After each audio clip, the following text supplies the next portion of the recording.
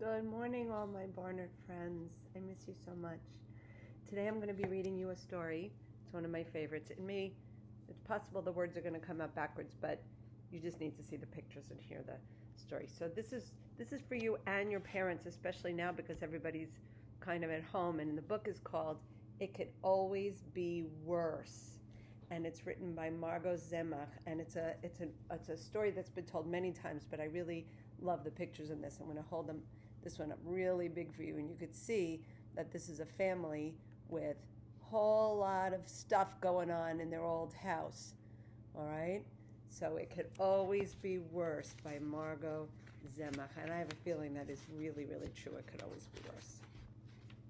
Once upon a time, in a small village, I'm going to go on this side so you can see the pictures.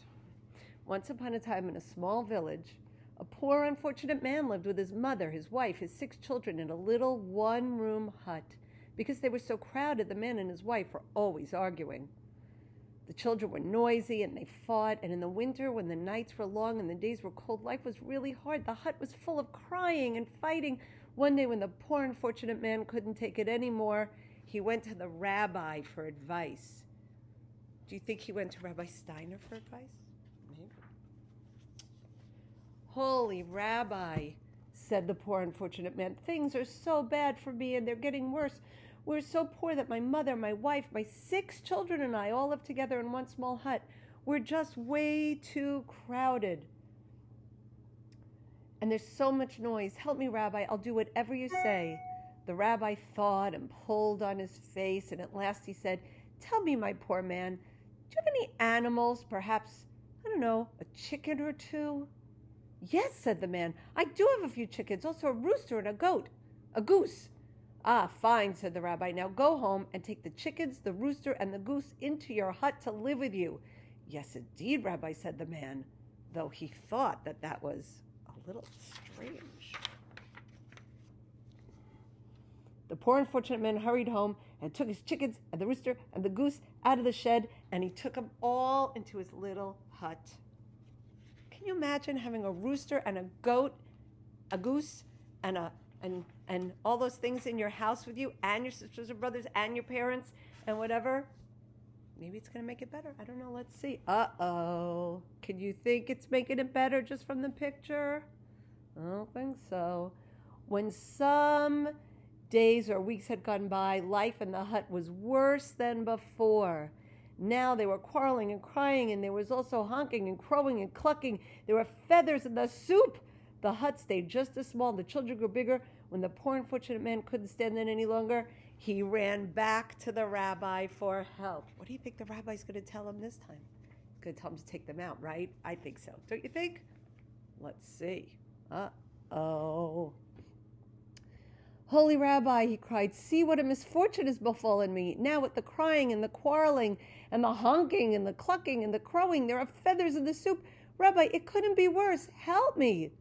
The rabbi thought, and at last he said, tell me, do you happen to have a goat? I knew there was a goat. Do you have a goat? Yes, I have an old goat, but he's not worth much. Excellent, said the rabbi. Go home and take the old goat into your hut to live with you. What? Really mean it, Rabbi? Come on now, my good man, do as I say at once, said the rabbi. What's going to happen? The poor unfortunate man tramped back home with his head hanging down, and he took the old goat into his hut. It's going to be better, right? Now you're going to have a goat in your house. Yay. You see that one?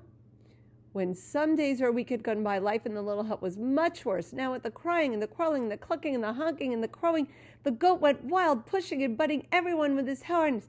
The hut seemed smaller, the children grew bigger. When the poor unfortunate man couldn't stand it anymore, he went, where do you think he went? Back to the rabbi. I don't know what this rabbi's thinking here. Oh, Rabbi, he said, now the goat is running wild. My life is a nightmare. The rabbi thought and listened. He said, tell me, my poor man, is it possible that you have a cow? A cow? Yes, I have a cow, said the man. Go home, take the cow in your hut. No, said the man, really not. Do it at once, said the rabbi. Oh no. I like that one. Look at the babies stuck under the thing there. That's a good one. You don't fight with your brothers and sisters like that, do you? Of course you don't. The poor man went home with a heavy heart and took the cow into his hut. Is this rabbi crazy, he thought? When some days or weeks had gone by, life in the hut was so much worse than before. Everyone quarreled, even the chickens, the goat ran wild, the cow trampled everything. The poor man could hardly believe his misfortune. At last, what do you think he did? He ran to the rabbi. Holy Rabbi, he said, help me, save me. It's the end of the world. The cow is trampling everyone. There's no room for anything. It's worse. It's a nightmare. The rabbi thought and said, go home now, my poor unfortunate man, and let the animals out of your hut. Oh, I'll do it right away, said the man.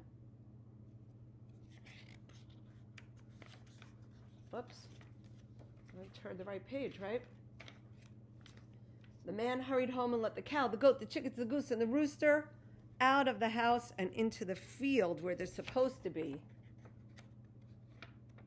Oops. Saralosch is having trouble turning the page. That night, the poor man and all his family slept peacefully. See? There was no crowing, no clucking, no honking. There was plenty of room to breathe. The next day, the poor man went back to the rabbi. Rabbi, he said, you have made my life sweet for me. With just my family in the hut, it's so quiet, so roomy, so peaceful. What a pleasure. The end. So, my friends, you know what?